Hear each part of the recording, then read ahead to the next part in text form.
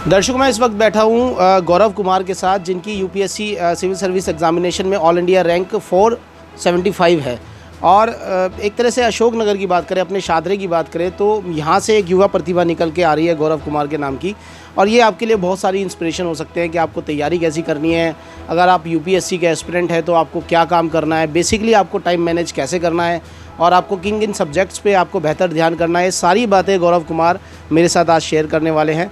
गौरव जी, सबसे पहले तो many congratulations on your selection. और मैं बहुत ज़्यादा आपको देख के मैं भी बहुत ज़्यादा उत्साहित हो गया हूँ। वैसे मैं होता नहीं हूँ, लेकिन it is a kind of like encouraging moment for me also. तो आपने कैसे क्या किया और आपने कैसे तैयारी की, ये हमारे स्टूडेंट्स को जानना बहुत ज़रूरी है। और अपनी स्टडी को आप कितना टाइम देते थे और आपकी स्ट्रैटेजी क्या थी? आप प्रीलिम्स के लिए पहले तैयारी कर रहे थे, फिर मेंस के लिए, पहले आप प्रीलिम्स से शुरुआत करेंगे। सबसे पहले स्वागत है आपका। Thank you so much for having me here.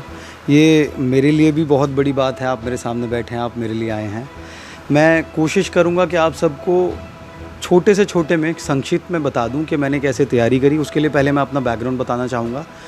मैंने स्कूलिंग मेरी यहीं दिल्ली से हुई है, एक प्राइवेट स्कूल से, और उसके बाद मैंने अपनी बीएससी लाइफ साइंस की हंसराज कॉलेज दिल्ली यूनिवर्सिटी। उसके बाद मेरी मास्टर्स भी उसी कॉलेज से है। एमएससी मैंने जूलॉजी में की। और मैंने मास्टर्स के बाद बेसिकली सोचा कि मुझे जाना चाहिए इस चीज़ के लिए, और मैंने कोचिंग ली एक करोल बाग में इंस्टीट्यूट से, श्री राम साईएस।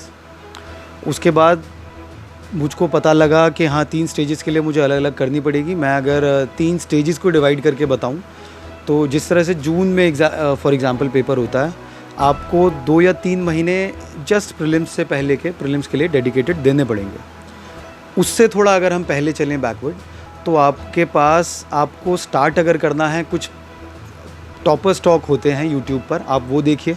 स्टैंडर्ड बुक्स की लिस्ट देखिए, एनसीईआरटीज़ रखिए। कोशिश कीजिए आपका मटेरियल छोटे से छोटा हो, कंसाइज हो, और उसको मेरी स्ट्रैटेजी रही है रीड, रिवाइज़ और रिवाइज़, कि मैं उसको पढ़ता रहूँ, रिवीजन करता रहूँ, ज़्यादा मटेरियल ना लेके कम मटेरियल को ज़्यादा से ज़्यादा पढ़ूँ।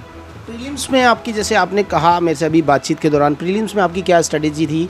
एक बच्चा जो नया एस्पिरेंट होता है, एकदम आपने एग्ज़ाम भी दिए, तो उसको कैसे अपना, और कौन कौन सी बुक्स पे उसे फॉलो करना चाहिए, कौन से सब्जेक्ट होने चाहिए और कितने घंटे स्टडी को देना चाहिए प्रीलिम्स के लिए? फर्स्ट ऑफ ऑल मैं ये पूछूँ। देखिए, प्रीलिम्स के लिए डेडिकेटेड अगर आपको पढ़ना है तो 6 सब्जेक्ट होते हैं: history, polity, economy, ecology, science and technology और ज्योग्राफी।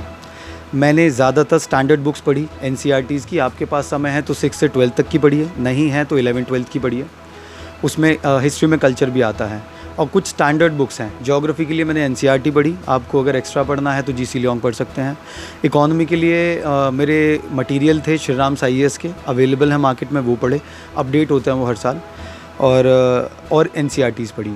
हिस्ट्री के लिए भी एनसीईआरटी पढ़ी, बस मॉडर्न इंडिया के लिए मैंने स्पेक्ट्रम पढ़ी थी। और शंकर आईएएस मैंने इकोलॉजी के लिए पढ़ी है। साइंस एंड टेक्नोलॉजी के लिए करंट अफेयर्स।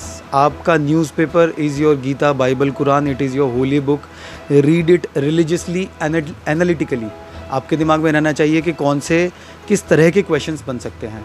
और सबसे इम्पॉर्टेंट है टेस्ट सीरीज़। मैंने जाने से पहले कम से कम एक टेस्ट सीरीज़ ज्वाइन की और 40-50 टेस्ट पेपर सॉल्व किए कम से कम। और सिर्फ सॉल्व नहीं किया, उनको रिवाइज़ भी किया। आधी से ज़्यादा प्रिपरेशन आपकी वहीं पर होती है।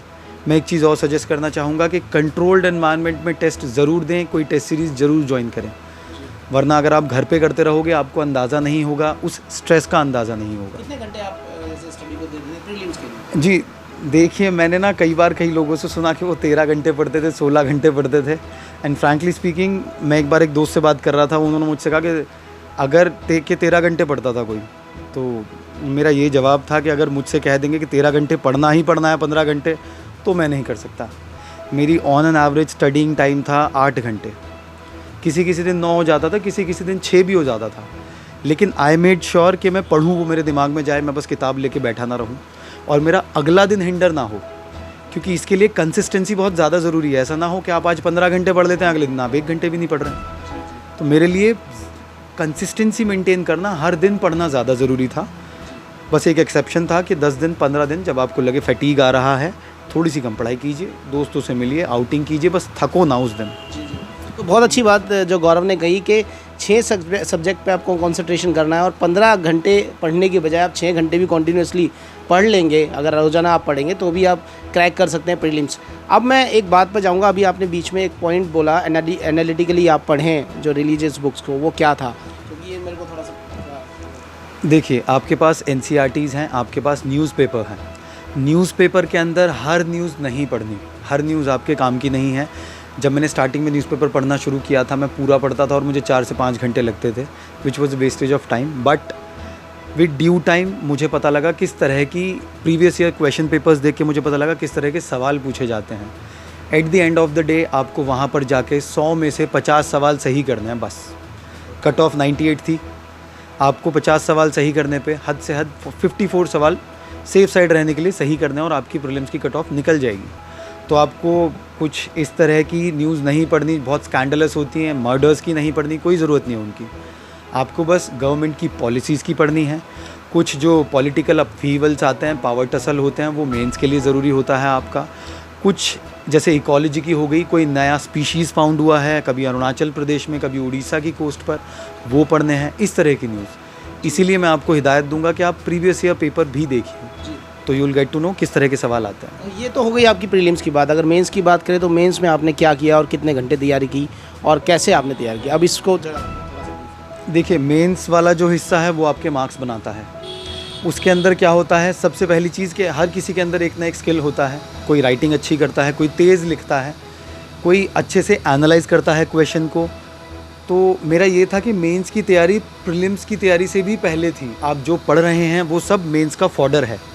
All you have to do is reproduce all the information within 250 words, और वो अच्छे से जॉट डाउन करने हैं आपको वहाँ पर जो आंसर लिखना है उसके अंदर इंट्रोडक्शन होगा, मेन बॉडी होगी, कंक्लूजन होगा। ये एक रूल है।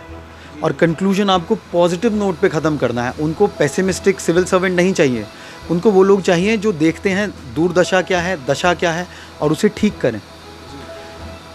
हर चीज़ जो आपने प्रीलिम्स के लिए पढ़ी है वो फॉर्डर है। फिर आपको सिलेबस पढ़ना पड़ेगा, आपको सिलेबस याद होना चाहिए। आपके मेंस के अंदर 5 GS के पेपर हैं इंक्लूडिंग एससे के लिए सब फॉर्डर है। एससे के लिए मैंने अलग से नहीं पढ़ाई करी थी। और मेंस का मेरा ऐसे डिवाइडेड था दिन के मैं स्टार्टिंग के 2 या 3 घंटे न्यूज़पेपर के लिए देता था।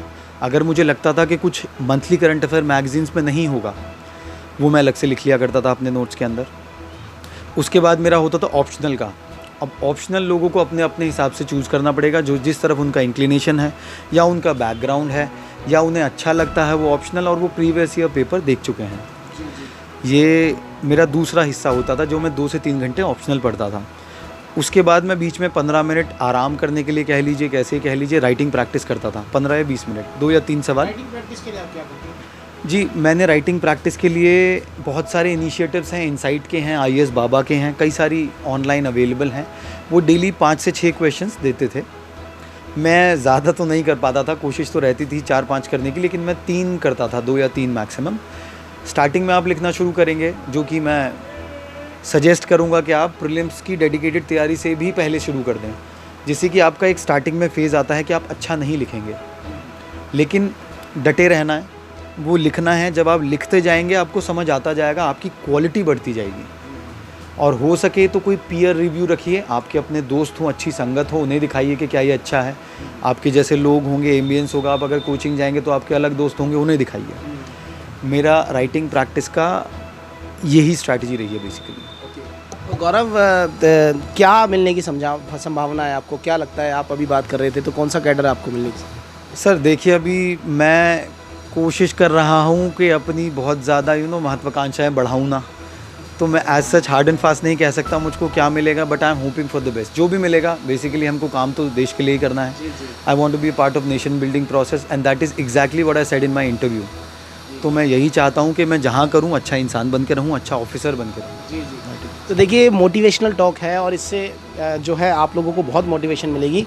और मैं एक पॉजिटिव नोट पे बात ख़त्म करना चाहता हूँ। मैंने आपके लास्ट इंटरव्यू में ये कहा था कि अगर देश का किसी ज़िले का कोई DM अगर युवा हो और वहाँ का नेता भी युवा हो जाए, तो उनकी सोच अगर मैच कर जाती है तो वो इलाके के लिए बहुत फ़ायदेमंद होता है। इसी नोट के साथ मैं पॉलिटिकल पार्टी को भी कहूँगा कि अपने जो पॉलिटिकल सिस्टम में युवाओं को इंट्रोड्यूस करें। आप देखते रहिए भारत न्यूज़।